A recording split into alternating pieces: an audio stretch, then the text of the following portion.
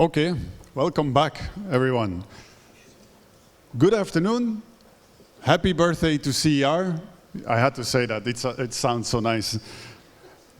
Also, I'm happy to welcome you back, not to another panel. No. This is something more special. It's an interview. So, in the tradition of Magritte, I really wanted to highlight that. Ceci n'est pas un panel, mais an interview, however you say that in French. It's on regulatory independence, not the easiest topic.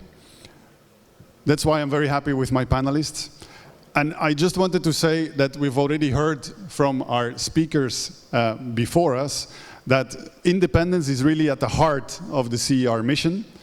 But also, we discovered along the last 25 years, together with regulators, it's sometimes at the edge of political patience in some capitals, if not all capitals. Regulatory theory, I'm here as an academic, so I have to say something about the theory, tells us that actually we want to insulate regulators from short-term political pressures so that they can provide stability and credibility to what are also political objectives, but then political objectives that play out on the longer term, right? And sometimes the two conflict, and that's why we need independent regulators. Why is this important in energy? Well, we all know in the energy sector we invest billions, now we even talk about trillions, and many of these assets stay around for decades. So, particularly in the energy sector, some stability and some credibility is desperately needed. Okay, so that's the theory. Now, in practice, regulatory independence, we know, unfortunately, sometimes means something different. Sometimes it's about just giving these entities enough autonomy to take the blame when prices go up, right? Being a regulator is definitely not always easy. I don't know if the choice of location was related to that. I don't know if regulators feel as bad as sometimes in a surrealistic painting. I hope not. I really hope not. So that's enough, I think, from my side as the theoretical introduction. But as I said, I'm very happy with my two experts here. We have Oliver Koch from European Commission. He's very close to the regulatory framework that should guarantee the independence of regulators. And we also have Duška Godina. I'm very happy to have you here as representing the Slovenian regulator. Let's say that everybody by now has heard that you've faced some spirited discussions, maybe that's a euphemism, on how independence really is. And that's why I thought before we enter into that specific situation in Slovenia, we would ask Oliver by kicking it off, because due to these kind of discussions, I'm sure you very recently checked again what is really in legislation to guarantee some of that independence. Oliver, how do you see that? Yes, thank you very much, Leo, and good afternoon. Pleasure to be here, not as an avatar, but in a live panel. The independence rules, I would even say for our generation, and maybe for some of us who have been in the earlier days of CEER, it's clear where they're coming from. To our new colleagues, it's absolutely not clear. They think an energy regulator, that's those who do the renewables policy, that's those who do efficiency stuff, and those who manage an energy crisis. I think it's really important also to defend this concept of energy regulators, to take a step back and to say, where does it come from? It comes from a time when energy regulators were created to address a situation where market opening didn't really work because third-party access had a barrier, and there was that some of the players were state-owned. And those state-owned players, if the rules for access were set by state-owned players, there was a bit of a difficulty. Yeah? If there's an energy company and the company sets its own, or the same ministry sets the own rules, that didn't work. We had sector inquiries about the first two packages, it just didn't work. And then the magic, the silver bullet, and really the gold standard of regulatory independence was introduced in the third energy package, 2009.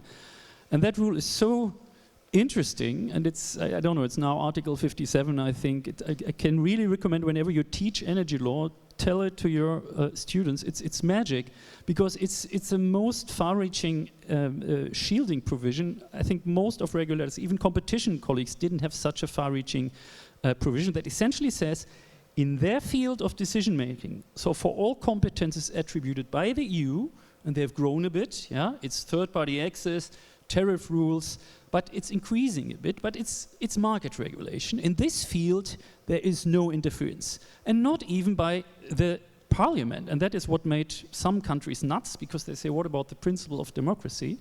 But this discussion is really done. We have 4 reforms. We had the clean energy package and the EMD and what have you. This provision has not been touched.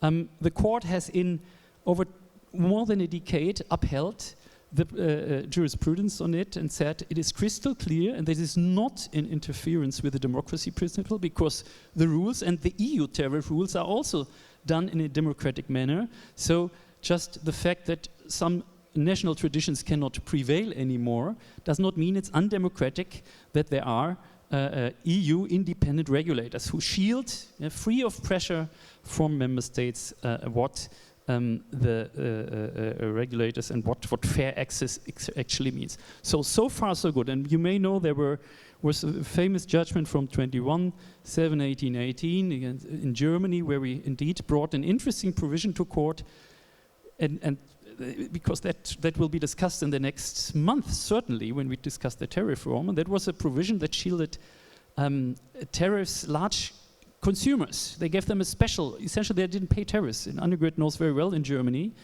And it's not that we said it's intrinsically a bad rule, although we think it has nothing to do with the flexibility idea. But we said this rule is in a law. Why is this rule in a law? That should be the German regulator doing it. And we were, putting quite some efforts, and I think half a year ago, Annegret could proudly present her regulatory ordinance, whatever you put it, I don't know how to translate it, to put this into a regulatory provision. And we did the same in Belgium, by the way, and we did the same in many other countries. So it seems it was a huge success. But the real issue is that I read your article you wrote about when you said regulators, national regulators are independent. The problem is, it is not true. Because national regulators are doing different things. And you can tell us the story how this translated in Slovenia into a problem. So there's the third-party access regulator, the market regulator, and that was the start of regulators. But today, we have other tasks. So Annegret in 22, she was suddenly a security of supply regulator. She was called upon to take all the assets of Gazprom and to say who gets gas where, and to say who gets electricity if it gets scarce. And that was under the order of the ministry. That had nothing to do with an independent regulator, if I may say so. There are tasks, security of supply. In other areas, regulators do the renewable support schemes. That's organized via the regulator. That's not a mandate from the EU. And there's no protection of independence in this field. The same for energy efficiency. Some regulators do price regulation. We don't impose price regulation. It's a delicate field. So many of you have 2 hats, an independent hat and a hat where you're directly under the order of a ministry. And that's a tension we have not yet removed. I would leave it there because I think we will come to this in the discussion, how to solve this tension in practice. Very interesting, that point on the 2 hats. I would argue today they have 3 hats, one to celebrate 25 years, right? Duška, would you like to comment? Do you also have a favorite article in the European legislation on independence, or how do you look at that legislation? Yes, I would like to comment, but first, good afternoon, and thank you for the invitation and to give me the opportunity to discuss on very important topic for all regulators and especially for Slovenian in this year.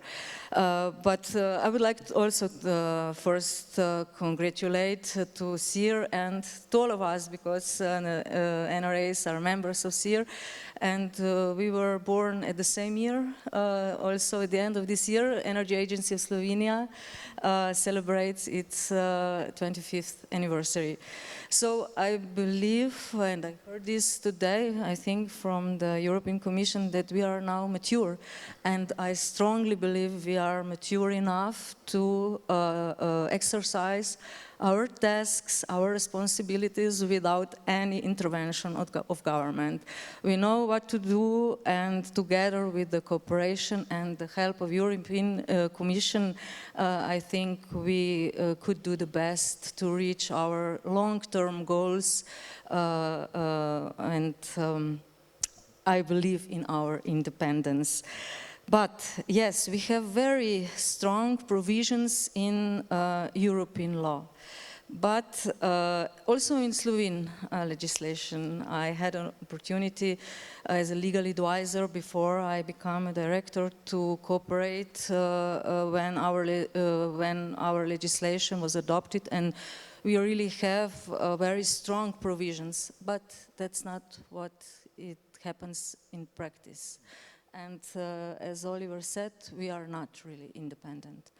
And why is this, and what is of utmost importance in this situation?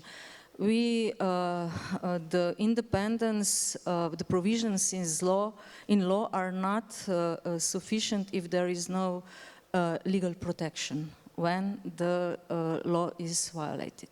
And that's what's happening in Slovenia. But I will talk about this a little bit later and stress out some facts about what was happening in Slovenia, and it still is.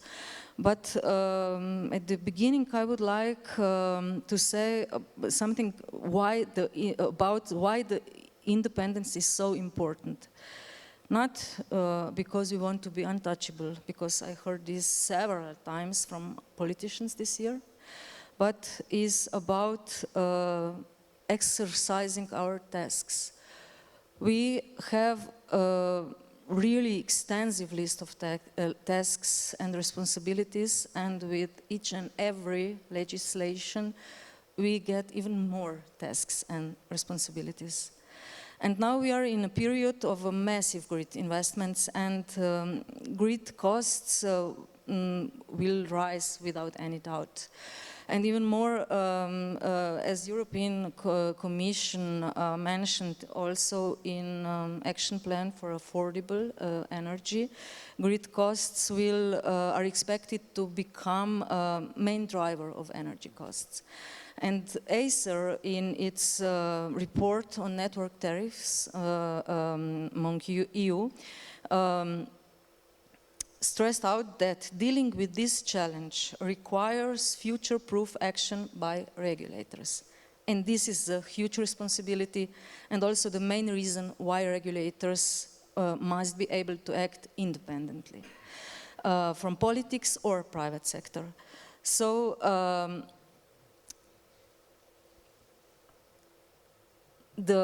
our independence must be always interpreted through our tasks, and to adopt the energy policy is a role of government.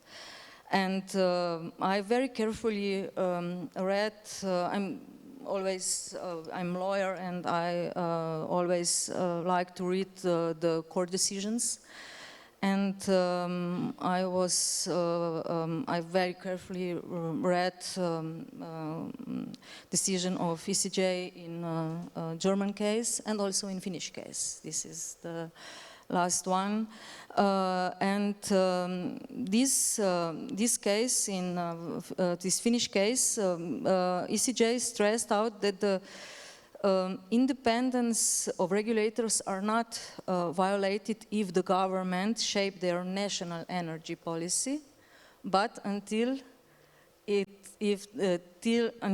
government doesn't dictate regulators how they have to do, how they have to exercise their tasks, or how they have to set tariffs and so on. So there is a line between the politics, between the energy policy and the regulation. And this is, I think, the main problem in Slovenia, maybe also in other countries, I don't know, but there are a lot of cases in front of ECJ. And especially in Slovenia, our government for last few years is very successful in crossing these lines. Okay, thank you. And we'll go a bit deeper on that, because my follow-up question for you is indeed, what type of pressures do regulators feel at the national level? And we start from Slovenia. You already hinted to the government, but I can imagine there is more than that. There is industry, there is public opinion. Could you tell us a bit more on that specific case? And then we go to Oliver, back to him. Yes. This year we were facing huge pressure from government and from industry, part of industry, not all. We also faced pressure from public opinion, but this was because of government pressure, because there were in public, the government is constantly trying to spread news facts that are not true, especially about raising costs and punishing those who invest in green technologies and so on. But I would like to stress and go a little bit back, because this is not the isolated case in Slovenia. This is very important, because a dangerous practice is developing in Slovenia that I believe without the protection could completely strip regulators' powers. What happened in 2022? So just a month before the election, the government passed an emergency law suspending network charges for all, absolutely all. For 3 months, no one in Slovenia paid network tariffs. What was the impact? The operators didn't receive any money for 3 months. And in this year, there was a decrease in investments. At the beginning, I said we are in a period where huge investments are needed. So this is totally not in line with energy policy. But it happened, and of course, immediately I appealed to institutional court, because violation of law or when you are against the law that is adopted, you can appeal only to constitutional court, and we were left without protection, because our constitutional law clearly ruled that it is about interfering with our responsibilities and not with our rights. And interfering with the responsibilities is not what can be protected in front of constitutional law. This is very important. We are left without any legal protection when interfering into in our powers, our tasks. And the same happens this year. And when everything starts, the pressure, I immediately wrote to the European Commission. And first, our government tried to dismiss. First, they call our members of the council to resign. 2 of them resigned, 3 of them didn't want to. They decided to protect the independence, and they want to dismiss all the council. And I have to thank once again to European Commission, CEER and CEER for their prompt action, because government didn't succeed. So now we have 3 new members, but we can do our job. But the government took another way. They adopt immediately interventional law, and they changed tariffs already set by regulator.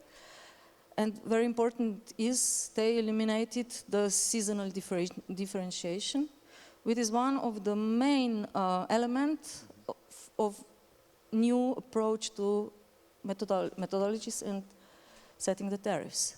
We have to we have to give right signals through tariffs to effective use and development of the network.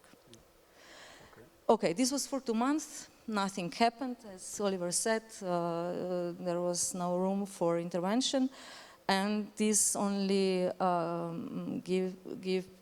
make more power for government. And last week, another law was adopted.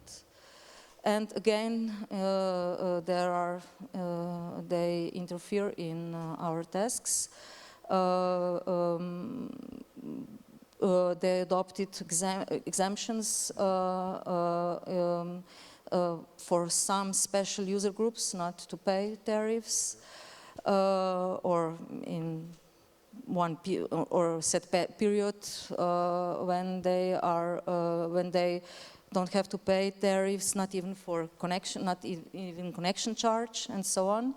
And this happened without any analysis, without any interpretation of pros and cons, and who will bear those costs, and is not in line with the main principles that we have to follow. These are cost effectivity and to treat all consumer groups equally without any discrimination. Okay. So I think at this point the action of European Commission, especially because we don't have any other legal protection, is crucial, because this will continue. And yeah. Okay. So you said it, Commission is very important. Oliver, are you ready to step in? I think we did. In this special case, I think indeed what we could achieve is at least that this kind of indirect dismissal of the entire board was not happening in this form due to the specific construction, because the law was only in force until February. It was very difficult to pick it up in kind of a law that has already expired is always more difficult for us. Although, as you know, we have been ready and we're stand ready. I mean, I can tell you the case is drafted, if you wish. And we will be traveling next week to Ljubljana, and I mean, believe us, we try our best to follow that up. I just wanted to say the problem is it's not that binary. I mean, the Slovak government, the Slovenian government made a case, and they said, listen, we need to foster renewables. And of course, fostering renewables is, as I said, that's the other hat, yeah? That's supporting renewables, green transition. And it cannot be that the regulator doesn't do the job, so we need to step in here. And that's a difficult exercise intellectually to disentangle then who does what. Yeah? So the answer is at the end relatively easy. What you do is network charges, and that is your exclusive competence, yes. And of course it has to be, you're bound by EU law to do it in a manner that ensures flexibility and uptake of renewables whatsoever. There's still no room to interfere for member states in the tariff setting. Yeah? They can do many other things to foster renewables, but there's no room for that. But in the communication exercise, even within, for us to sell the case inside the Commission, because it looks very sexy, yeah? Network charges for renewables producer, yeah, you don't have to pay charges. Yeah? Everybody who has a rooftop solar, you can go without charges. Everybody loves this, if you wish. And that's a tricky communication exercise.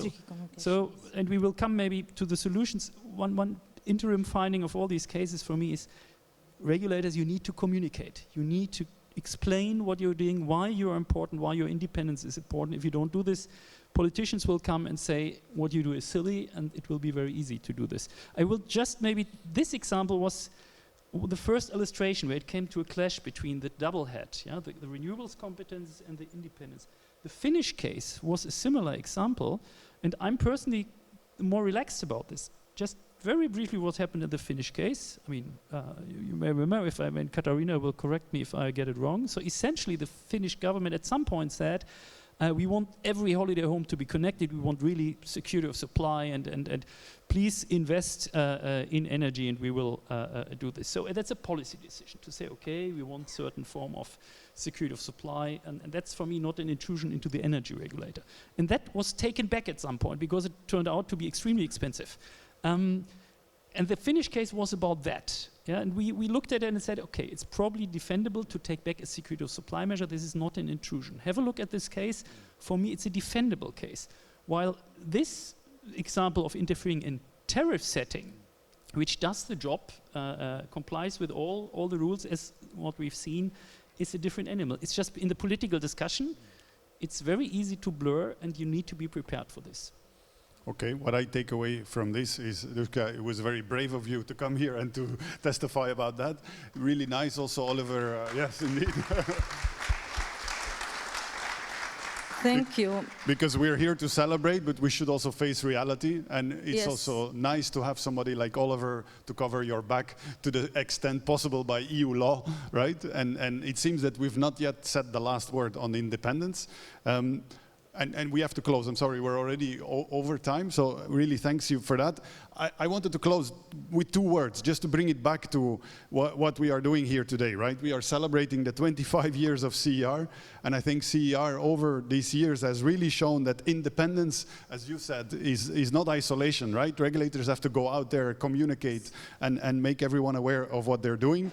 I think the nice way to say it is that what CER is doing is cooperation with integrity, right? That's, for me, one dimension of independence, integrity. It's standing apart from politics, but it doesn't mean standing still, right? Authority comes with responsibility. I think regulators show that you really have to keep moving to be informed and, you know, to be ahead of the next challenges, because the next 25 years for sure includes many other challenges. So basically it's about staying relevant. And in that sense, I found we have something in common as academics, right? Academics also should remind themselves not to stay isolated in their theory, but to engage and to stay relevant. So maybe we can do that together. We've already cooperated the last 25 years, and I hope that will only continue the next 25 years. Thank you. Thank you.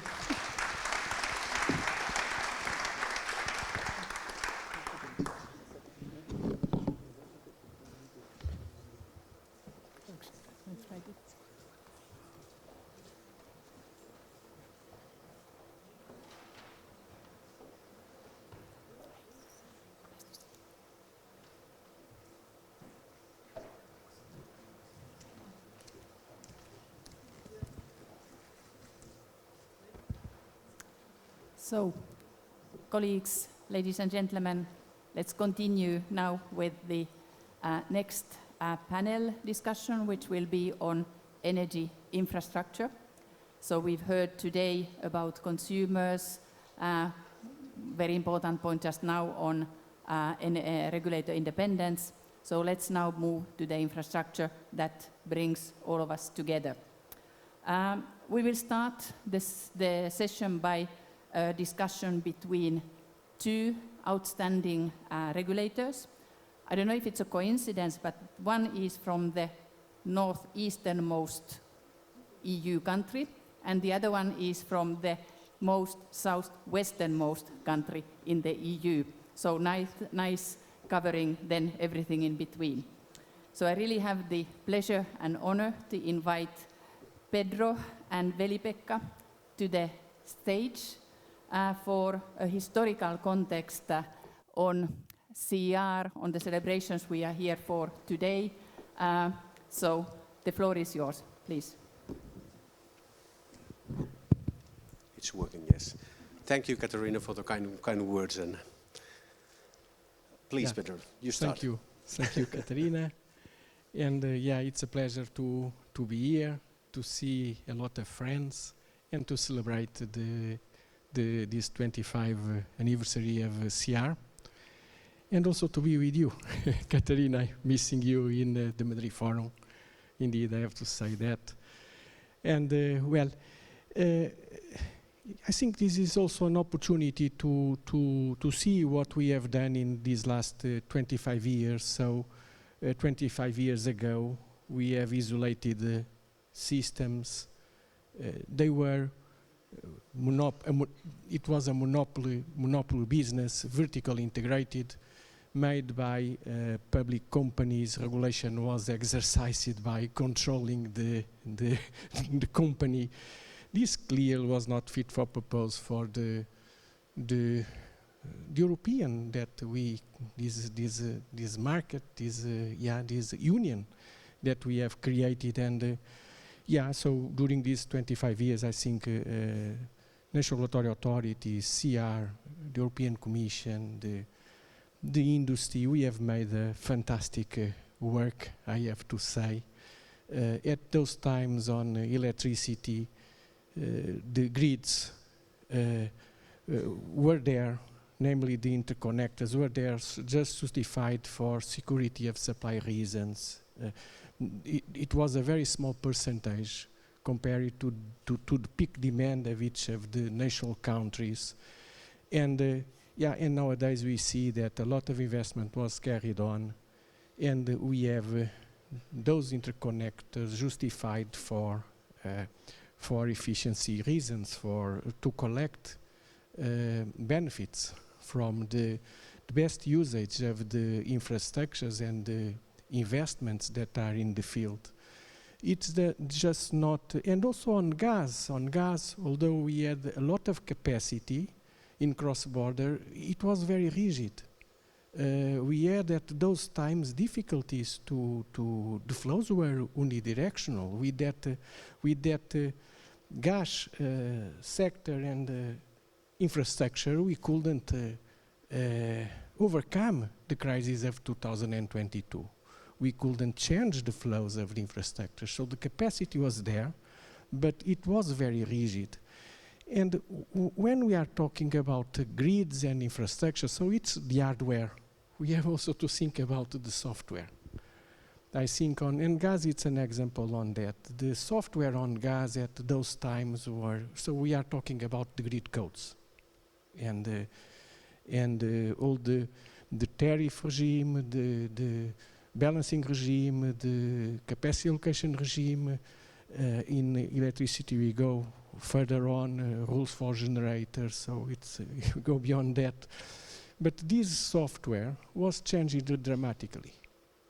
And this software is really a provider of flexibility. So if we did all our work, concentrating all our work on the investments, we will have an energy market that is not fit for purpose for the flexibility that we need nowadays. We have done all this work pressured by the issue of competition or affordable prices.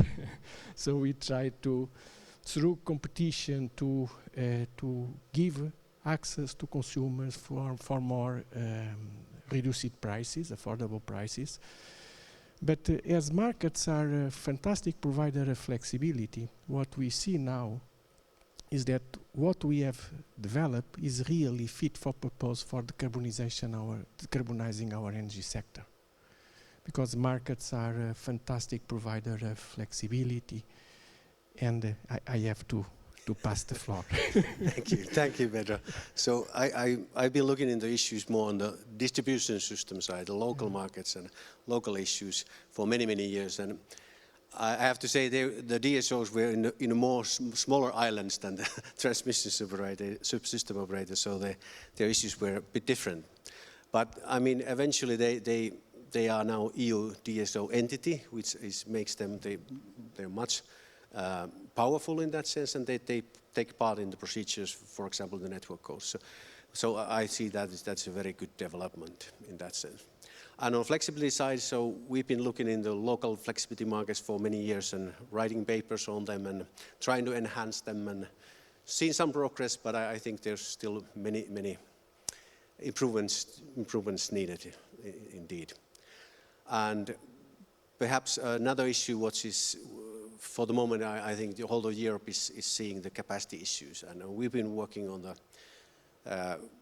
connection issues and writing papers on the connection agreement, on flexibility connection agreement especially. So I think that's a one form of flexibility as well to be taken into account, and not, of course, distracting with the other flexibility solutions. Try to mix them all together. But maybe on investments on the DSO side, I saw the parliamentary resolution a couple of days ago, and it said still 584 million needed, billion needed. So I think I saw that number 2 years ago. So I hope the DSOs and TSOs have done some investments during this couple of years. But anyway, it is stated that two-thirds is needed for the DSOs. And I think that's a huge amount. And we have to remember the consumer will eventually pay for it. So we need to be very careful as the regulators. Is that enough? Yeah, perhaps just add that yeah, we are focused as national authorities in bringing this flexibility from the demand side. But as a chair of the gas working group, I have also to say that we have to be realistic during this pathway, this transition process. And this realism brings us to understand that the big provider of flexibility is the gas sector. And when we see, for instance, the scenarios are average scenarios. When we see the pathways, we are looking to our annual demand. But when we think about flexibility, we have to look to the peak.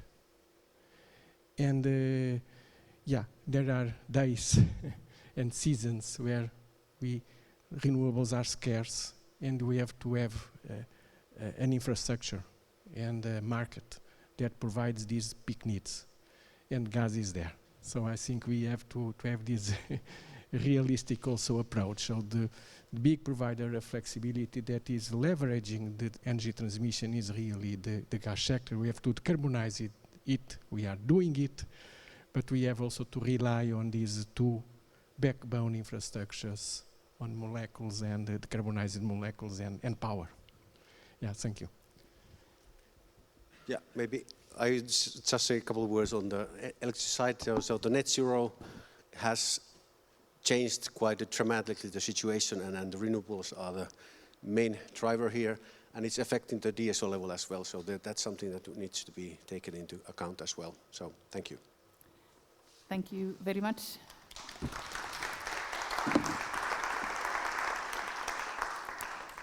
So indeed, thanks a lot for highlighting the how we've come into where we are during the 25 years of CEER's existence. We have come very far, as Pedro also clearly indicated on the gas side, which the 2022 crisis was not similar at all as the 2009 disruption, where the reverse flows had not yet been built. And I fully agree that we need software and hardware. Neither one can function well without the other. We then came to the question of billions, and some even mention, if we take the DSO figures there, that we are speaking about trillions. I think I lose control of how many zeros there are in these numbers, but big numbers in any case, which makes it also, of course, a very big challenge for the regulators then to determine which costs of investments can go into tariffs. So in infrastructure, on the European level, we have the regulation on trans-European networks in addition to the software side. The grid action plan that was published some time ago aimed at accelerating investments also highlighted the importance of distribution investments. Mr. Draghi made a number of proposals also on the grid side to the Commission, highlighting also the need for more top-down planning, as he called, and more faster permitting.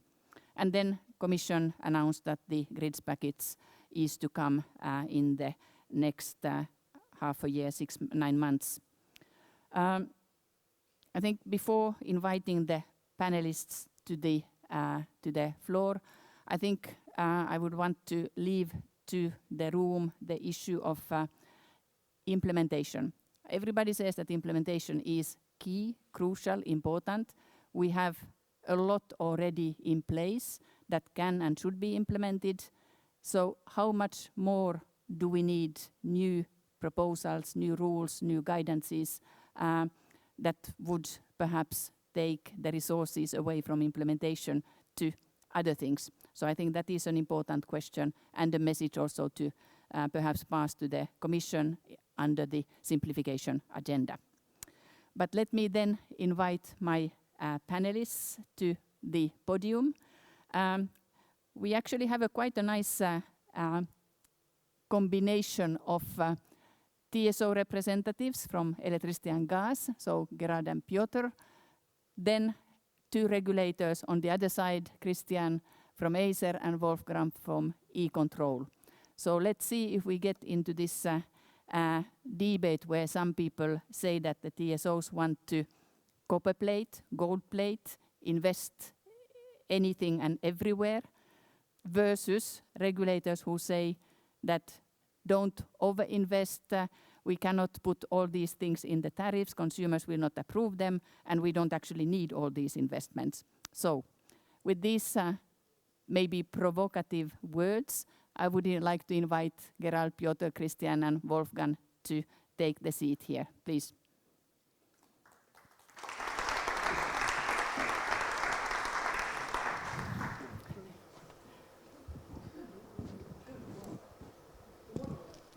So whilst colleagues are joining, Take this for the Q&A.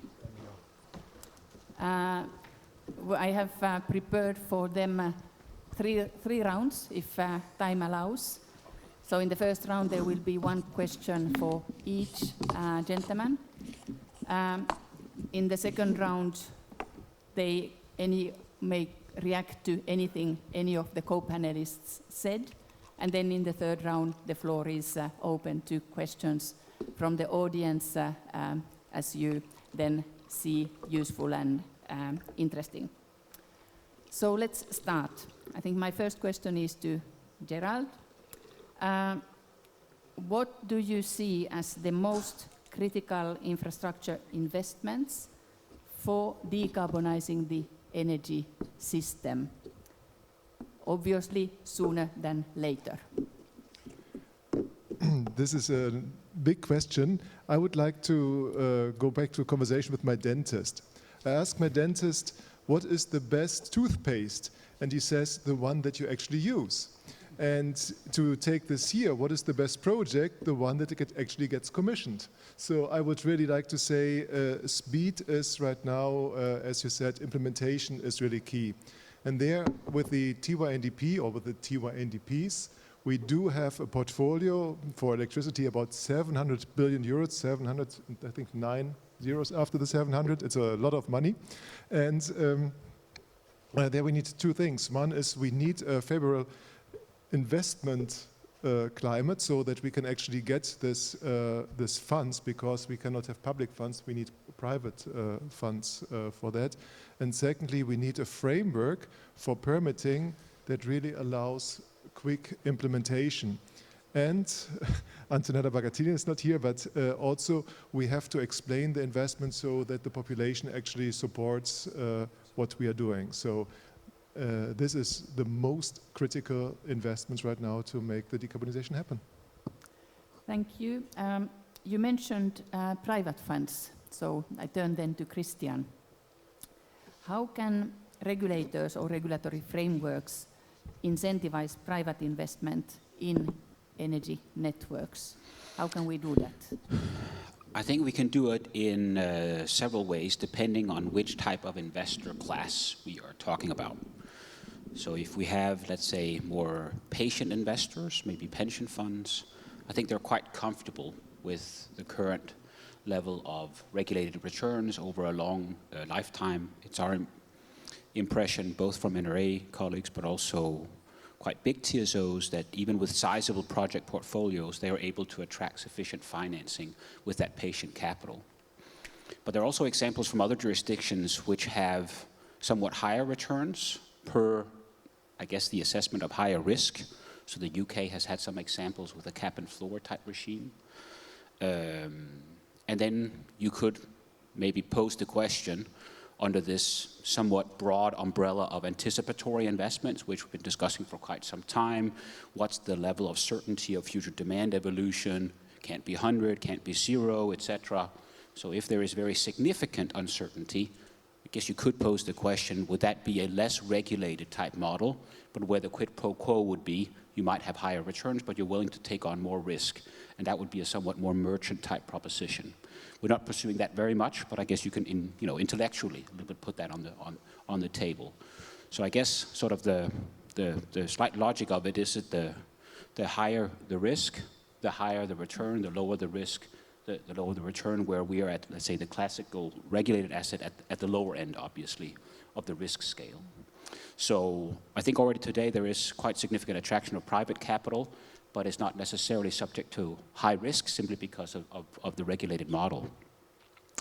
And on that, I want to come back on this continuous discussion we always have about the size of the investment needed, and the future will tell, of course, and we don't want to be waiting in advance of the future. We also want to get ahead of it, etc. So it's a continuous discussion.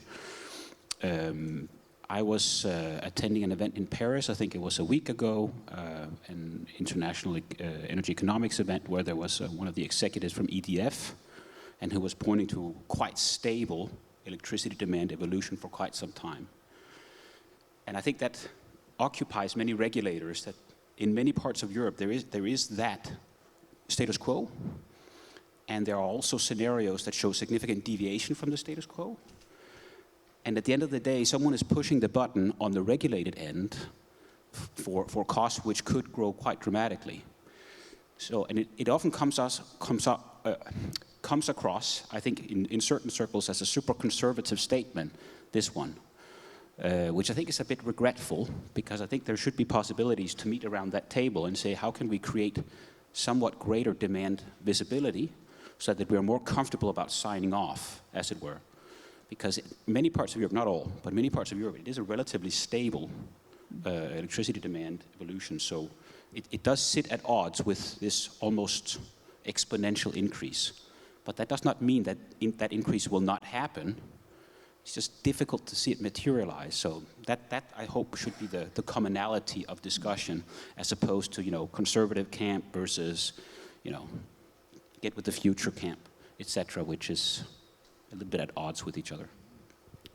Thanks. In a way you highlighted or referred to kind of uncertainty in the future, what happens when electrification will pick up, or will it pick up, and all these plans, which makes me then wonder what Piotr thinks about, we always say that we should electrify industry for their decarbonization as much as possible and as fast as possible. But then there are obviously areas where this cannot be done, where we need then either clean hydrogen or CO2 CCS transport. But how do you see then, what do you see as the big challenges in aligning gases to this electricity debate that we are having, and when it comes to infrastructure planning? Well, I think we have to look at integrated planning as a huge challenge for us, and I think this is the key also factor of success in our energy transition, because let's say we all want to aim towards a robust, secure and stable system of the future, where of course we will see electrification, but we'll also have to look at the whole system. And well, before we start with challenges, I will maybe say about the progress and let's say how we already proceed with this integration. I think first of all, let's say we have a 15 years perspective. So first of all, congratulations to CEER on 25 years anniversary. We can speak with Gerald as teenagers. We just turned 15. I think Christian is also 15. So we have a teenager panel here advising on how to make energy transition, however it looks like. But we progressed since this 15 years. We were starting with 2 different TYNDPs. We were starting with separate processes, and now gradually we are getting closer and closer. We have joint scenarios. We have interlinked modeling. So we put molecules and electrons closer and closer. And then last year there is also a third, let's say, entity, which is a child. This is an OH, and we will add up also in the next rounds of the TYNDP processes. We'll add up also hydrogen as a new energy vector that is coming. So this was on the positive note. Now about the challenges, and I think the first challenge is to really come across with explaining how important is energy system integration and this joint planning. And I think It's very sad that I also have to refer to the opening remarks by Minister Stenberg that he said cables only. And this is the biggest challenge to also, let's say, how to convince our policymakers and the future presidency that we should not only look at the cables, but we should look also at the pipelines and how to use all the assets we have in an efficient manner to drive this transition. So this is the first challenge we have in front of us, and more on our side where we represent pipelines. Second, you mentioned, Katerina, you mentioned TENI, and you mentioned the processes. I think the second challenge is the process that comes from TENI. We are sitting here, 2 entities, and for each round of our planning, we have only 2 years. We have only 2 years to do all these modelings, to do all these processes under huge stakeholder involvement and scrutiny. And here, you as regulators, so ACER and Commission, you have more time to scrutinize and issue opinions on our work than we actually have time to work on our documents to be presented to the Commission, and then to make informed decision about which way we go with the future of our infrastructure. So, however it might sound, it's very let's say down to earth challenge, but we would also expect to maybe solve it with the forthcoming review. And maybe thirdly, on the systemic, I think that if we look at how we do this integrated planning, I think that there are very big tasks, also not only on gas side but also on electricity side. Because, for example, if we look at we are gathering the data from the national levels, and the national level, let's say, planning is not coordinated still, or it will be more coordinated based on the new package, but still you don't have any, let's say, strong coordination between electricity and gas on the national level. And we get the data that are not harmonized, so our tasks on the European level is to make them coherent, is to make them consistent, of course, with not maybe so many details, but it's already on our side to bring many data from different time frames, from different project collections, and to make them consistent and coherent, that they can present a sort of material that then can be analyzed. Then, of course, our scenarios have to be target compliant. We have to comply with 2050 objectives that are bringing us to net zero. But you know, as the Commission states, not all the NECPs or the plans are ambitious enough for 2030 or 2050. So still, we have to somehow join the data that are going at a certain pace with already very strongly determined 2050 net zero objectives that we have ahead of us on the European level. Secondly, I think it's also very important to say that we look at the future, but our task is also to look on the way to the net zero, how we can do it in a secure, affordable manner, and maintaining stability of the system. And I think it's very important to understand that, of course, scenarios and targets are a certain, I would say, direction of travel that we are all going, but you know that you not always go to your goal with the highway or let's say 2-lane fast track, but the road to the scenarios might be a bit more up and down or a bit winding. And I think our role and challenge on both ends is to read the road and put the appropriate signs on the road that we are going in a good direction, and we still over the way, let's say, go along the rules, and we have the safety, affordability, and stability of let's say, the systems that we have to manage from short term to the long term. Thanks. Sounds like there is some simplification to be done on the processes on the TENI. So this is what we would hope. At least the review of the grid package is there, hopefully, for that. You also mentioned security and affordability, and I think I have perhaps one of the most difficult questions I have to Wolfgang is how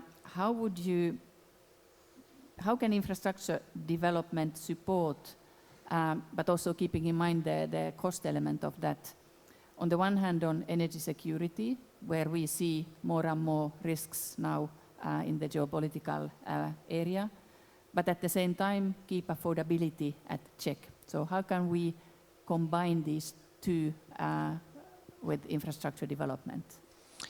As you said, in fact, this is a very tricky question, and of course, there is no simple answer. Before I come back to the question, this is not an excuse, but still, I would also like to, first of all, to congratulate CER, 25 years of CER. This is, maybe it doesn't look like, but this is a birthday party. And also from my side and from the side of e-control is much younger. We are 24 years old, so we're going to celebrate next year our 25th birthday. And I thought of like what comes into my mind when I think of CER. When I started working for e-control in 2001, I was head of the legal department, and it must have been 2002, 2003. My boss came into my office and he said, listen, there is an association under Belgian law, and make sure that e-control is also a member of this association. And you're probably not aware of Austrian constitutional and administrative law, but I assume that you have similar rules in your legislation.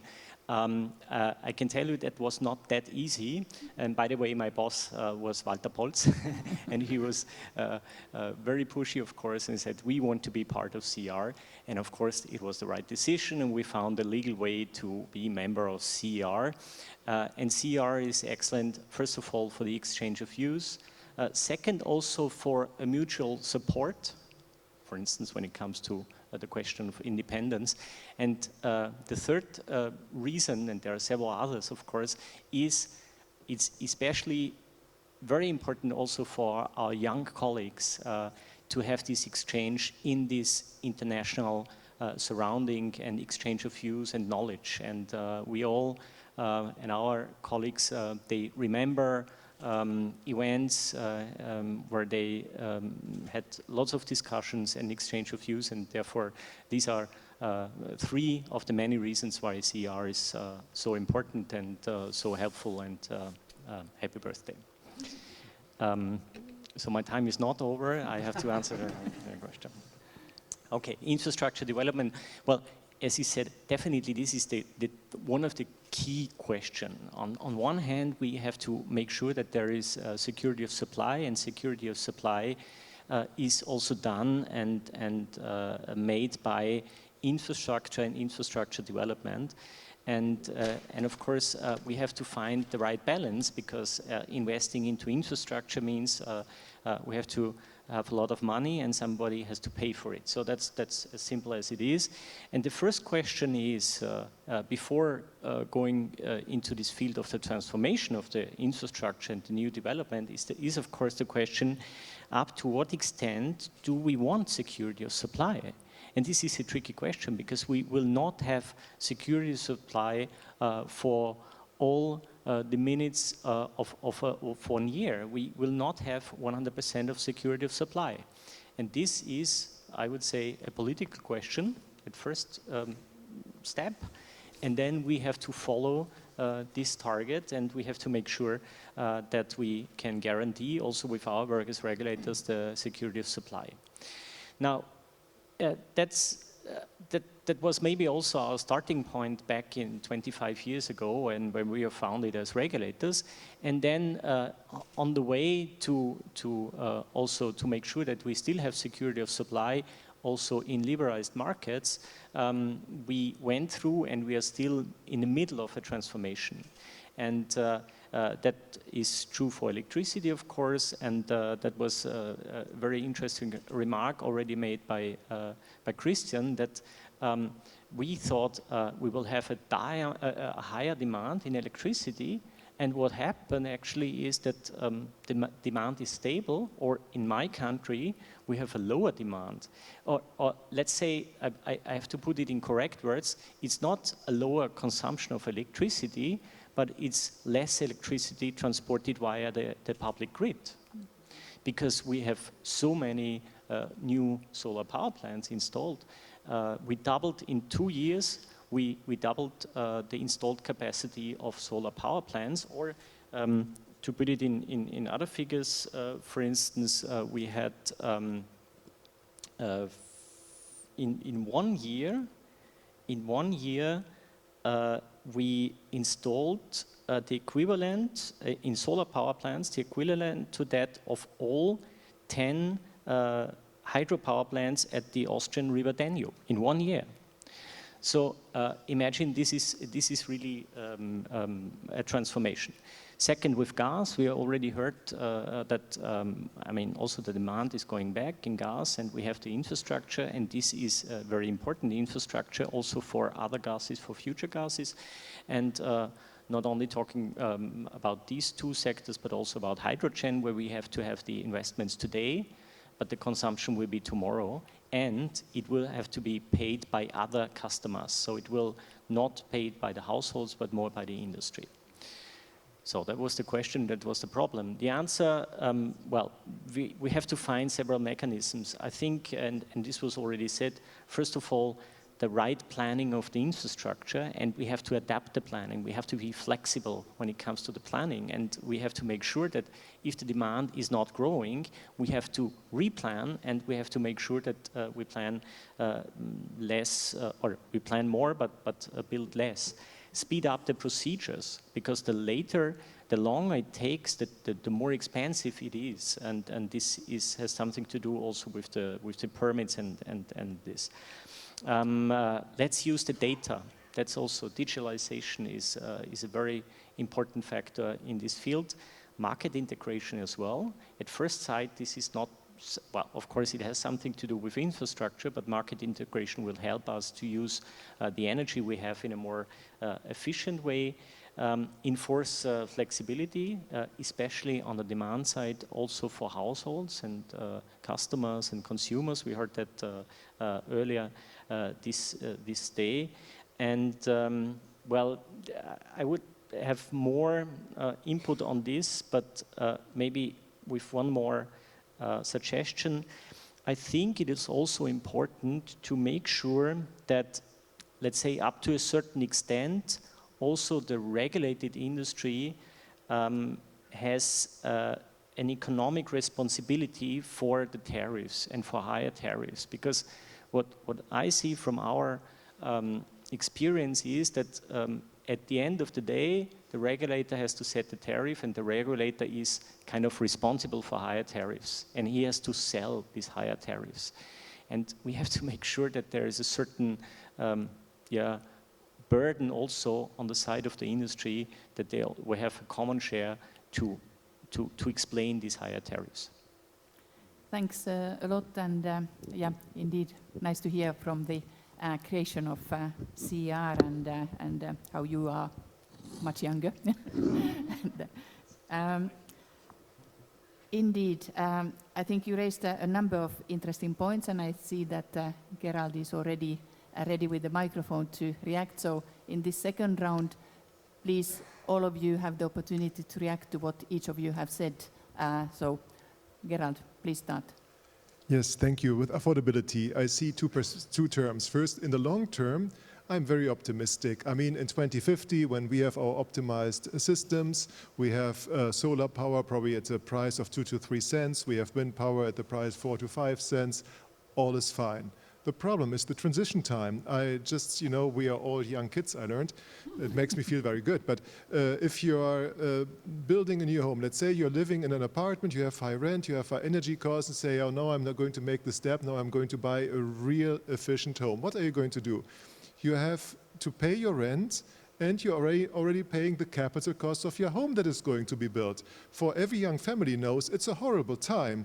You have the high capital costs for 1, sometimes 2 years of the home in which you're not living, and you're paying the rent and the high energy prices, and you're going to have the beneficial effect of the low energy prices and the nice home in maybe 2 years' time. But in our business, it's not 2 years' time, it's 5 to 10 years' time. I mean, because of the supply chain issues, the company for my work, Amprion, we bought all materials until 2030, 2032. So we spent billions of euros for systems that will go into operation in 30 or 32. And the customer really has to pay at this. And I think this is a transition time. And from my perspective, you have to find different approaches. You have to find an approach for the transition time, and also, I mean, in Germany they are thinking now of all these funds. It's not clear where they go, but from my perspective, it could really make a lot of sense to say the transition has to be financed in a different way than the system once it is running. And also here we have this load effect. We see the same. I mean, we estimated this load increase, and actually because also of the different crises that we had, it went down, and there's the word of load reduction and load destruction. That's many of us fear. But on the other hand, we know as soon as a data center goes online, we have 300 megawatt loads flat. Additionally, the next one, 300 megawatts, the next one, 300, and we have gigawatts asking for it right now. So it might actually take off on one day, and we should not be caught on the wrong foot and think it's never going to come. So we're living in a time of transition, and I think this time of transition really needs different measures. Thanks. I mean, you mentioned that the industry should also take part in this discussion and explain to people why tariffs need to be increased at sometimes. I would have said that the politicians would need to do that in particular, but I'm not sure whether that's wishful thinking, because they want to take the tariffs down, obviously. But we can always hope. But if they get the right information, then perhaps some of them would. Who wants to react? Christian, please. Yeah, I would have a number of thoughts on the discussion so far, maybe also linking to the previous discussion of independence. So I'm tempted to quote two economists. First, in the long-term world, dead, so Keynes, and then somewhat more controversial, yeah, indeed, an Italian Marxist whom I'm fond of quoting because he has a dramatic quote which I really like. I've been using it of late. And it speaks to this transitioning of one capital stock to another, and the capital investment necessary to go into a low operational expenditure type world. So it's Antonio Gramsci, Italian Marxist, and he said, when the old world is dying and the new world struggles to be born, that's when the monsters come. Which is a nice dramatic way of saying that you're doing this switch. It's super difficult, it's complex, and you're also alluding to it. So indeed, there is a question of financing and getting over the hurdle, but we also have to live in the next 10 years, and governments need to get re-elected in the next 10, 15 years as well. So it's super tricky. And what I would say maybe for regulatory community, you spoke a bit to it, Wolfgang, as well in sort of your birthday greeting, there is a strong case from learning from each other, yes, but also learning from innovative market actors. Because how we transition from that one capital stock to another is going to be super difficult. And we probably need to get out of also our communities and interact with many others who have different types of solutions and be sort of, to some extent, less insular. Although I don't think we are that insular as the reputation may go, but maybe we need to get less. Then there's another thing which struck me about integrated planning, and we always add it's easier said than done. I'm going to come with a slight provocation here, and another quote, which is not an economist, but it's this quote, it's difficult to convince a person of doing something when her livelihood depends on her doing something else. And there's something about the different sectors and how they're organized and what they see as the most viable future, not necessarily, because you come in as your livelihood, but it's just sometimes you stand analytically where you sit, as it were. So that speaks, either to getting folks together as we do, or something else, or overview, or insight, etc. It's just super tricky. I think there is something fundamental in it, integrated planning, that it's difficult, and it's inherently difficult because of that. And then the final point, which maybe alludes a bit more to the previous panel on government, I suspect if we did a raise of hands in this particular room, most would be voting in favor of the government's role is on the increase rather than the decrease. And perhaps that's also because of this straddling one capital stock to another. You need a pretty heavy hand in that. But that's a heavy hand which enters into market complexity. And I think many NRAs, this is my experience, at least under the energy crisis, took on probably a greater role than before of being an advisory type entity vis-a-vis governments. And of course, you advise to your best of your ability, etc. But it also means that you're getting closer to governments, which I think is a good thing. If you have things to advise the government on, so they take all things equal, more enlightened position, you should do it. But it does mean that there's probably a grayer area between regulator and government to some extent. And when we talk about tariffs, which to some extent is the holy grail of independence, as it were, as spoken to before, if we look at the Affordable Energy Action Plan, there is actually a number of elements in there which speak to the alleviation of energy costs, part of them commodity costs, part of them tariff costs. That's basically redistribution. So that interface between tariff setting and its complexities and ins and outs and public policy of redistribution, whether we find that's the best use of money or not, it's just getting closer to each other, I think, and that's tricky. So those were three non-conclusive dilemmas that I see out ahead. Thanks, Christian. Then, Piotr, you want to react? Yes, if I may, I will already maybe start where you have finished, Christian, because you said that you have to think how to do something else or to do different things, and I think we are in this mindset already as GAS, TSOS, and SOC already since some time, and just to we are just seeing that, of course, our current business model and, of course, our activities with all the policy goals, with all the, let's say, transition, go to something different. And of course, that's why we have started already this cooperation with, going closer to, let's say, look where are the interdependencies and interfaces with electricity.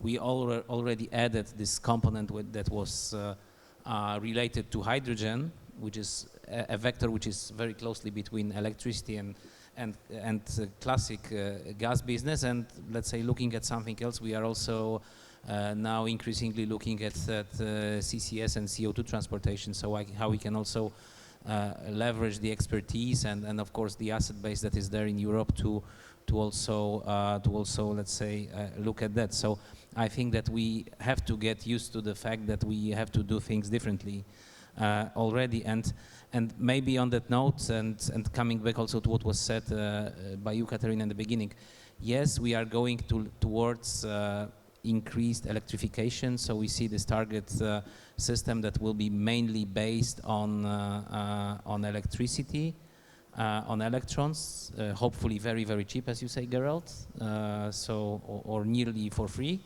if there is enough. But then we have to arrive there, and I think the road there, as I said in the first take, will be very, very challenging, because we are already now at electrification rate 20+% for European economy, around 25, and we already see how our electricity system is stretched. So how much we need backup, how we have to store energy, how we have to manage Dunkelflautes or kalte Dunkelflautes that are happening in the system.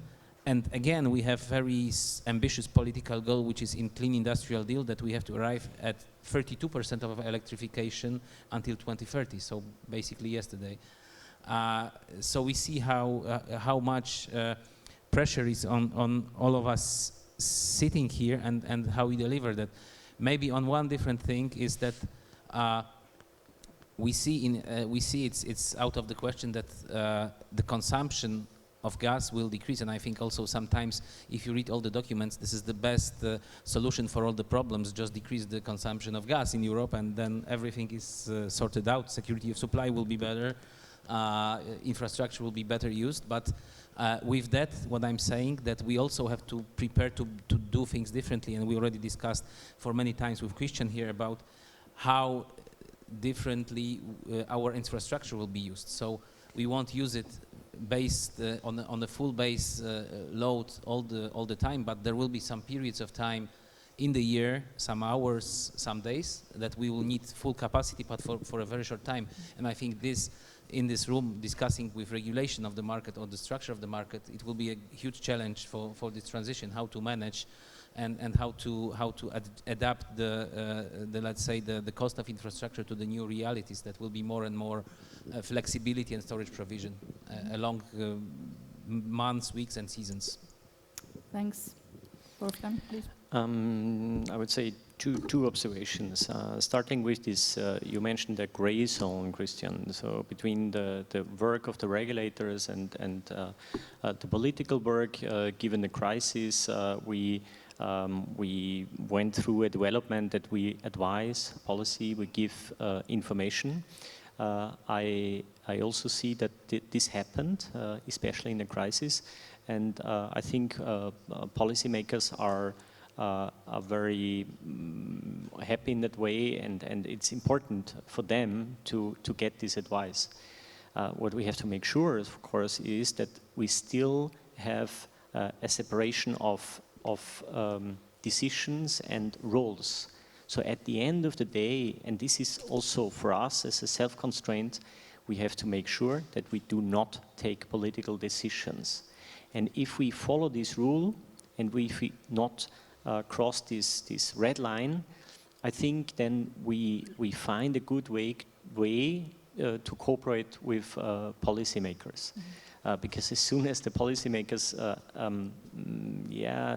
see that we take the policy decisions and political decisions, then this would be, of course, the starting point of a conflict.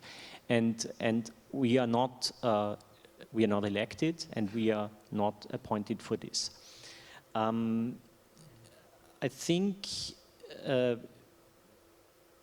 one thing, also referring to the panel before, when Oliver also mentioned the articles in the directive, I think one amendment would be helpful in Article 57 of the directive, is that to make sure that it is not possible, also for the separation of roles, to change directly from the regulated industry to the regulator.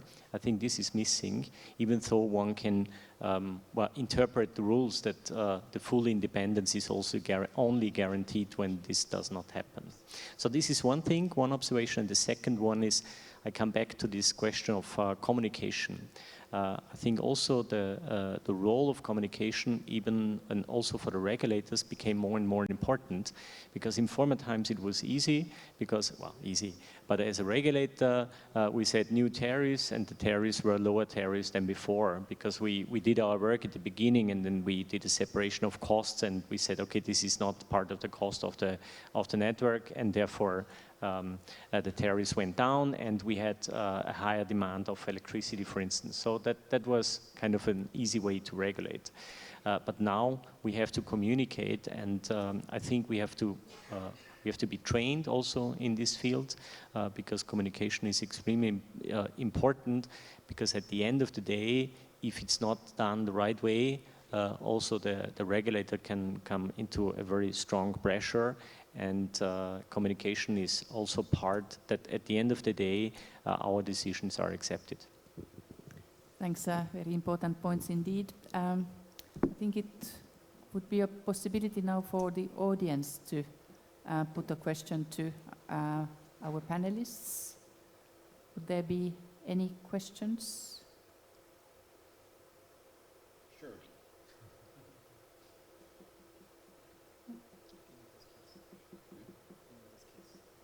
I don't see any hands up, or am I just blinded by the lights? Okay. The back. Is there a microphone going there, or? Yep.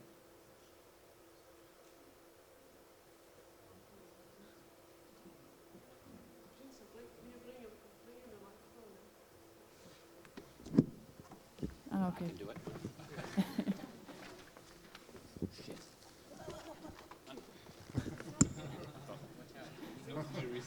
Thanks. Good cooperation. Thanks.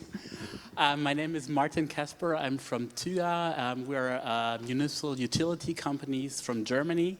Have 100 of them, the many DSOs in Germany. I have a question actually on the TYNDP process and on the energy infrastructure, so to say. Since the TYNDP now is built or has to be built mainly on the NECPs, and the NECPs is sort of like, let's try to be diplomatic, a wish list of the member states, which we can now already see reality is lagging behind these wish lists, but we still, as DSOs, have to build our infrastructure on this climate neutral, conformative wish list. We start having problems building infrastructure on something that reality is lagging behind, be it on heat pumps, be it on electrical vehicles, be it on whatever. So that's where we're seeing that we're getting into a problem, and I would like to hear your view if you think that the process is adequate. Thanks. So who wants to comment on the NECP gap, if I call it like that? I think it's a fair point that government target setting, as translated into the current NECP process, needs to be countered a bit by what I would call maybe a reality-based prognosis or a countervailing, let's say, delta showing type vehicle. What the exact operational outcome of that mixed bag picture would then emerge, I'm less sure of, but I think it helps inform right decisions to some extent. So, of course, at the end of the day, the government targets as put in there, they are important and they are the trajectory and the guiding light. But once you come up against decisions which no longer make very good sense, I think in most cases you'd find a kindred spirit in the regulatory community to look at whether that is really necessary, all things equal. So some sort of reality-based delta check, I think does make sense. But maybe there, I just read 2 days ago in the newspapers that the Commission is still expecting at least 3 NECPs to receive them, so they are not even there. So how do you do then in this situation? They're not even there. And we have, no, Christian, we have strong deadlines, then we do our best assessment. So, I mean, this is how we fill the gap. I mean, this gap is, of course, correct. 2 answers to this. First, it's a bi-yearly exercise, so we review this. Secondly, in the TYNDP, we don't plan as such, but we say which gaps do we have with the identification of system needs. So we say, okay, in this area we see certain gaps. We need, so there would be its capacity, and then we have projects that are then assessed in a CVA, and there we have also a little bit more flexible routes to assess it with different scenarios. So I think before we go into investments, we look at from it at very many different sides. But I would also like to raise, from an SOE perspective, our whole portfolio of projects, of products. First, we have the TYNDP, the 10-year network development plan. That is for 2030, 2040, and 2050. That's what the 10 stands for. And there we, of course, look at policy scenarios and scenarios. And in addition, we have the ERA, the European Resource Adequacy Assessment. With the European Resource Adequacy Assessment, it's more a monitoring exercise. So we look with our best guess, where are we getting it? So for the ERA, we don't take policy numbers. For the ERA, we really take our best guess. And with this, we also get a very good feeling, where are we in this process? Because if you look at today's system, you see a multitude of effects. You see difference in load, sometimes faster, sometimes slower. You see a difference in projects, sometimes faster, sometimes slower, and so on. And this we look at in the other products. So you cannot only say the TYNDP tells the truth, but we have a quite good perspective on the different effects, and we have different products that actually give us also different results. And I'm talking not ERA right now about capacity marks. I'm talking about ERA to really assess how the system is developing, and this is for us as engineers a very important tool also to really see what the adequacy is, and this also tells us how the grid is going to perform in 10 years with our best guess assumptions. Mm-hmm.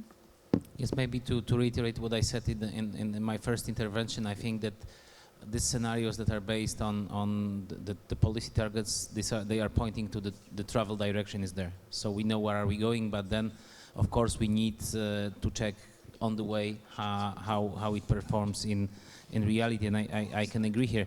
On gas side, we have this long-term perspective of course, which is carbon neutral. But then the short term, we were until now we assess only the outlooks, and very short term this 4 years security of supply analysis.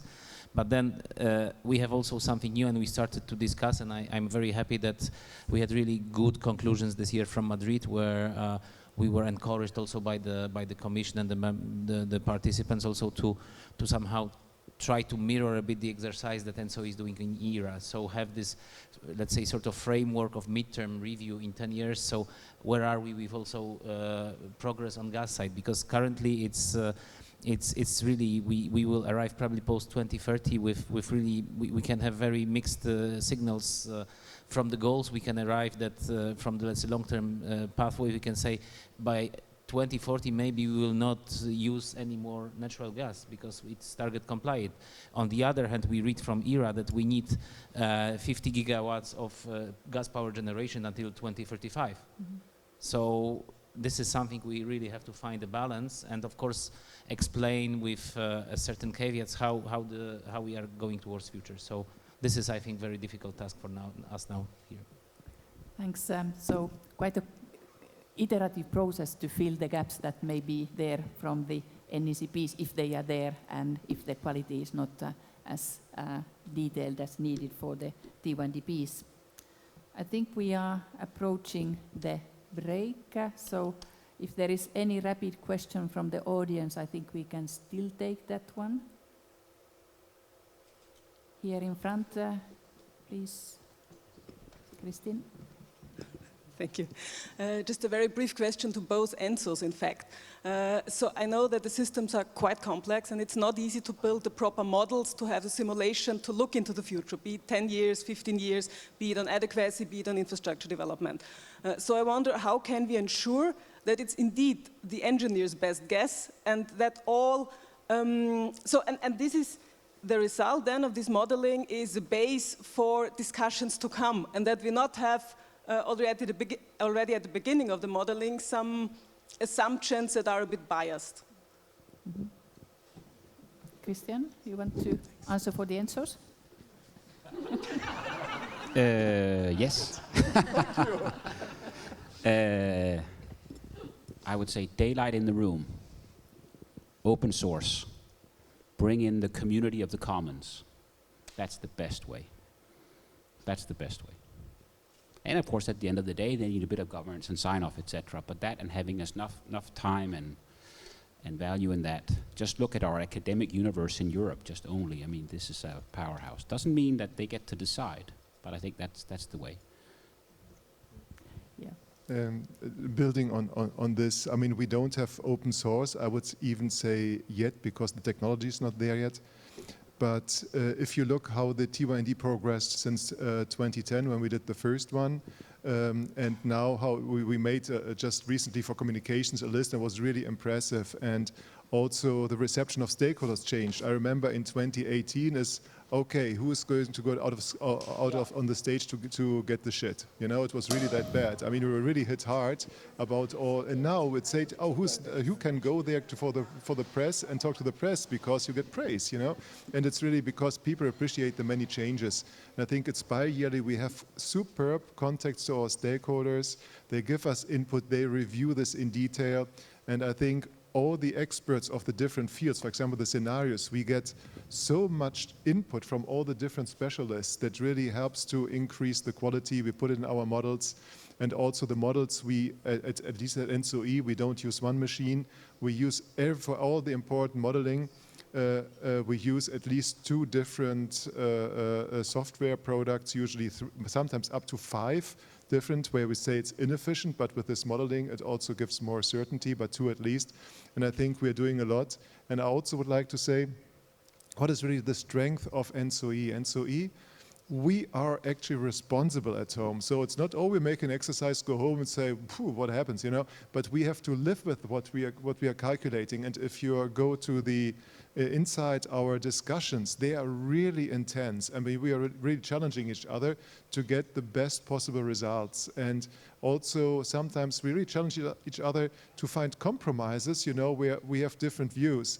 And I think this is where we really also being responsible, not just being an academic, but really feeling also the weight of responsibility on our shoulders, is that what really improves quality. And we have to stick to our words because it's published, and even after many years, people are coming back to it. Thanks. Yes, very quickly. I think the UNDP process and all the scenario process are the most transparent and, let's say, how to say, consulted processes we have in the EU. Also on scenario side, with very strong stakeholder engagement. So basically, it's very, very open and scrutinized. I want to invite everyone who is interested. We already have another scenario workshop on the 4th of July in NSOC and also online. So we already start to prepare for the 26th. And then on the open source, we are also having our, we are not working on open source, but there is this condition that all the data have to be, let's say, replicative and available for anyone to take them and double check. So I think this is the openness and transparency we are providing as both ENSOs. Thank you. I'm afraid I have to put an end to our discussion. I think we could have easily gone much longer. But before closing, I take the advantage of being the chair and having 2 words of chair's conclusions. You don't need to adhere to those. I think that's the advantage. But I think, I mean, we know and we agree that more infrastructure is needed and in order to make the transition happen. But it has to be the kind of right infrastructure and in the right place and in the right time, and not cost much either. So quite a challenge. But also that then has to be explained to people who may not understand the value, and especially if we are speaking about European infrastructure that crosses borders, it might be difficult then for the local people to understand why that has to be there, you know, because it's crossing my region and just destroying my beautiful valley view, and I don't need it. So I think there is a lot more explanation to be done by all, and I still call the politicians to enter this discussion as well. So what do we need in a way? You know, in a way we need scenarios of the future. Future is uncertain, so I think we need more than one scenario for sure. And then how to deal with many scenarios, of course, will be the important question. And then we need to do the planning on that basis, on the basis of the scenarios.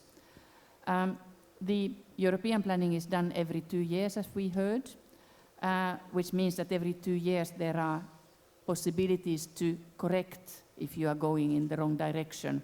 And that I think is very important. It provides the flexibility to adjust, be it to technological development or be it to disruptions caused by Russia or whatever. But it also, I would think that if we do it every 2 years, it also, I would say that it doesn't require then perfection. It's enough that it's good enough and not perfect.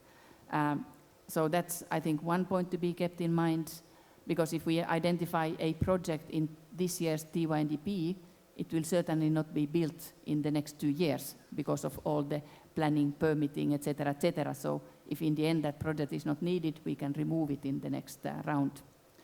And then one last point, we didn't really discuss it here, but whilst listening to the different comments and questions, I think Europe is very diverse. So let's keep also in mind that one size may not fit all, because when we speak about the role of gas or the role of CO2, it may not be the same in all member states. So let's keep in mind also that the exchange of best practices is extremely valuable, be it between, as we had here, between TSOs and regulators, or among regulators, to see somebody has always done something super well, and one can learn from that then in other parts of the EU.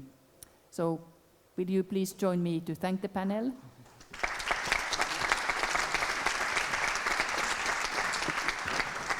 And then I hand back to the organizers for the last session.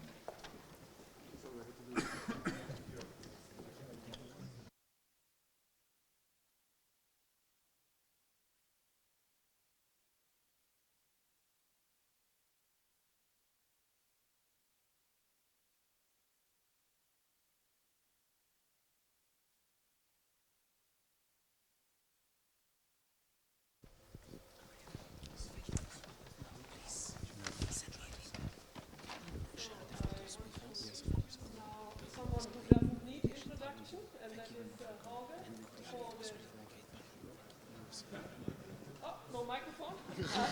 Obviously you could hear me nonetheless. Okay, so this is... Yeah, it's on now. Okay, again, so I would like now to ask to come to the stage Jorge, and I think I don't need to introduce him. He was really the founder of CEER, and that's why we put the keynote at the end.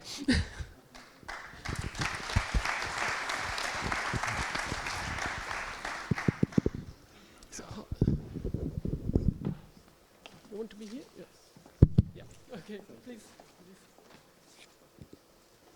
Good afternoon to everybody. Thank you very much, and Gret. Thank you to all CEER colleagues for having invited me to join the party here today. You can't imagine how happy I am to be here today with you. I am so happy that I even wrote a speech. And you know that, at least those who know me, you know that usually I don't write speeches, at least not for myself. But in fact, 15 years ago, when we had the 10th anniversary of the CEER, we suddenly had a volcano in Iceland. And 5 years ago, when we had the 20th anniversary, we suddenly had COVID. So this week, when I started receiving messages from Brussels Airlines, scaring messages, I thought that I would miss this party here today. And I know that you are so kind that you will send me an invitation for the next party in 2050. The invitation will be sent, but maybe it will not be received. So that was my last opportunity to write a speech. And I know that the champagne is waiting for us, so don't worry, it's only 2 pages, okay? But here it goes. Well, in the year 2000, I was looking at Eurostat. The average life expectancy in Europe was 75 years. Therefore, I strongly believe that the CEER will still be here in 2075, celebrating the success of energy regulation and proving statistics right. There is a great architect, Rem Koolhaas, a Dutch architect, one of the greatest of our time, and he stated, I quote, "A building has at least 2 lives. The one imagined by its maker and the life it lives afterwards. And they are never the same," end quote. On a more personal note, I had the privilege of inheriting a 600-year-old house, as well as the responsibility of maintaining it and making it as sustainable as possible. Therefore, the fact that the CEER is now a different building to the one I imagined 25 years ago with some good old friends comes as no surprise. Every generation, in fact, has both the right and the responsibility to rebuild the shared home, where life is lived and our collective knowledge is passed down. In our case, I'm very happy to see that Europe's energy regulatory family continues to grow and thrive. What did we imagine back then? Well, basically, we envisaged 2 things. Firstly, we believed that energy regulators could only contribute effectively to the development of the internal energy market, launched by the first electricity and gas directives in 1996 and 1998, respectively. This could only be achieved through very close cooperation among regulators. This would allow us, each one of us, to fulfill our statutory duties because our national and European duties were and are intertwined. Secondly, we believed that by actively supporting the development of the internal energy market, we were somehow helping to build a better Europe. It was not only a professional challenge, it was also a kind of a civic challenge. Well, and then in March 1997, 3 regulators from Italy, Spain, and Portugal first met to establish an informal cooperation organization and several joint working groups. 3 years and many meetings later, in March 2000, the Memorandum of Understanding that established the CEER was signed by 10 regulators, not very far from here at the Amigo Hotel. Thanks to our activism and impactful cooperation, the 2003 directives mandated the creation of independent national regulatory authorities in all member states. This obligation did not exist before. In 2003, also the CEER was formally established as a non-profit organization under Belgian law, with all the consequences that Wolfgang has already described. Well, the CEER has inspired similar voluntary developments in other network industries in Europe and worldwide, as I could verify. And it also drove the creation of the Florence School of Regulation in 2003, which is recognized as one of the best centers for training and research on regulatory matters. It should be noted that the CEER has never existed for the sake of perpetuating itself and national regulatory authorities. Its purpose is to contribute to better regulation, as long as, this has to do with the previous sessions, independent regulation is considered a valuable institutional asset in democratic societies and free markets. The CEER's early years were rich in creativity, as some of you know by experience, but also drama, given the cultural, political, and institutional diversity that characterizes Europe. We succeeded in overcoming our differences, albeit sometimes at the cost of accepting a very low common denominator. Over the last quarter of a century, many people have dedicated their time and their enthusiasm to advancing energy regulation in Europe and keeping the CEER running.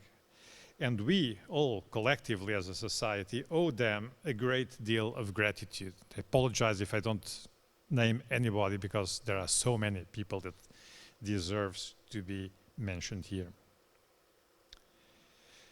Well, the energy industry, public policies, and the politics of regulation have all changed, and the world keeps changing. The regulatory challenges that you face today are far more complex than those we addressed 25 years ago. However, the importance of cooperation and efficient industry regulation in the network sectors for the proper functioning of a competitive, secure, and fair European Union is as obvious now as it was at the beginning of this century. Meanwhile, energy system integration has become the cornerstone of a successful transition to carbon neutrality.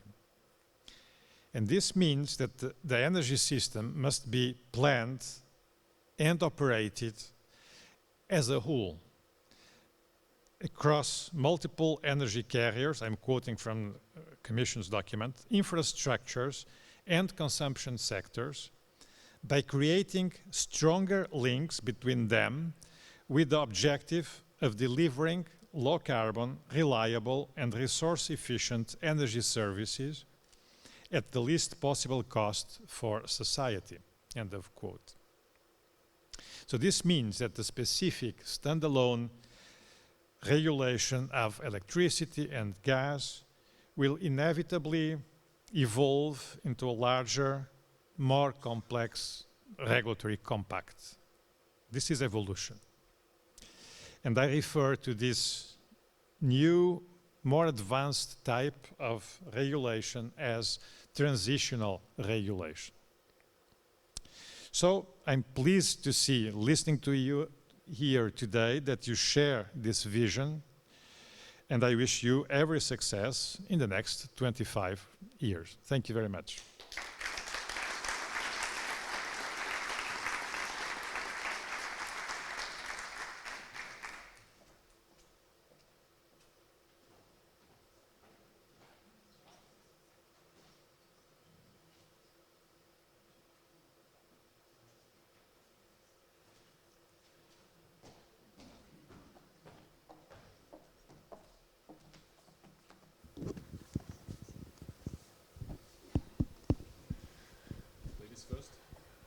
Okay. Dear audience, we've come to the closing part of today's conference, and of course today we celebrate 25 years of CEER. The speeches and panels this afternoon have highlighted today's priority areas: empowered consumers in efficiently working markets, enabled by independent regulators, and relying on the right infrastructure to make the energy transition possible. As we just heard from Jorge, energy transition was also your vision back then, so we still keep by this vision today as well. And of course, my personal involvement with CEER is not as long as 25 years, a bit shorter than that, but let us together in the spirit of cooperation connect the past to the present and speculate a bit about the future based on the key takeaways from today's discussion. It's quarter of a century of CEER, and we learned that the CEER was established by a memorandum of understanding by 10 signatories, and I also learned that there were 8 objectives back then, and market opening and competitiveness featured heavily there. Yeah, I'm one of the privileged ones who could follow the development of CEER for many years, and Jorge Vasconcelos was also my first president, and Una Shorthol my secretary general. So let's also look back a little bit, and now, but not so late, but in 2014, CEER was the co-creator of a strategy called the Bridge to 2025. And now we have 2025. Yeah? So the document at that time painted a picture of fully liberalized, competitive, pan-European energy market and listed 64 tasks that CEER, ACER, we wrote it together with ACER, NRAs, but also the European institutions or member states would need to undertake to make them a reality. Competitive, liberalized markets were still the defining theme, but the previous focus on wholesale market had been widened to include retail markets, consumer issues, and distribution networks. And governance arrangements, of course, to enable participation and cooperation among all were the order of the day. Now, another 10 years later, in 2025, I can say that we have indeed built a bridge. But as we built, the opposite shore moved further away, revealing a new additional gap to be spanned. We now stand on a halfway pillar. We have already come far, but at the same time, we are looking at new challenges. To maintain and expand competitiveness, to achieve the energy transition, to create energy security under insecure conditions nowadays, and importantly, to ensure that people can afford to live a happy life. CEER's new strategy now aims to do just that. And it will be a privilege to contribute to these great goals together with all of you. And now some takeaways from my personal. We didn't coordinate that beforehand, but I do believe that this afternoon in many speeches and discussions, we did hear the commitment to continue building and to keep building the bridge and putting out the road signs as regulators do, and also come up with smart control systems to enable flexibility that was mentioned many times this afternoon. I also noted that staying relevant and keeping track of all challenges is of utmost important.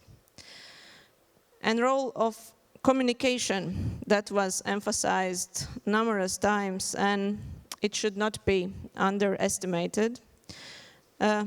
We need to communicate, to explain not only what regulators are doing, but also to explain why we need to invest in infrastructures, why tariffs need to be increased at times, and also to communicate to build trust, and also communicate in order to let and empower consumers so that they can actually reap the benefits of flexibility and other smart tools that we as regulators try to create.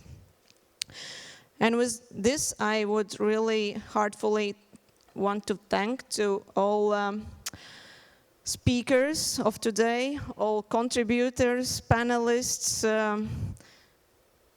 organizers, CEER Secretariat, and also the guests for being here, for contributing, for listening, and being out there to cooperate and with us and to contribute to our goals. And now for us to feel like in a birthday party, which it is. So let me suggest that, and also to keep it on a bit, bring a bit energy in the room, and we like the energy. So how about trying to say happy birthday CEER in all our national languages, also to celebrate the diversity. So let's try to do that on 3. 1, 2, 3. Daudz laimes CEER dzimšanas dienā. Great.